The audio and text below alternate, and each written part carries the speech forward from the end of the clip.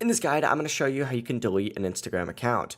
Before you do get into this guide, make sure to like the video and subscribe to the channel with all notifications on. It really does help the channel and it lets us know that you want more content like this. We'd greatly appreciate it. And if at any point throughout this guide you did have any questions, just ask them down in the comment section below and we can help you out further. I'm going to be doing my best to reply to every single comment down there. But begin by opening up the Instagram app and tapping on your profile icon in the bottom right corner. From here, you need to go ahead and select the three lines up in the top right corner. And it's going to take you to your settings and activity menu.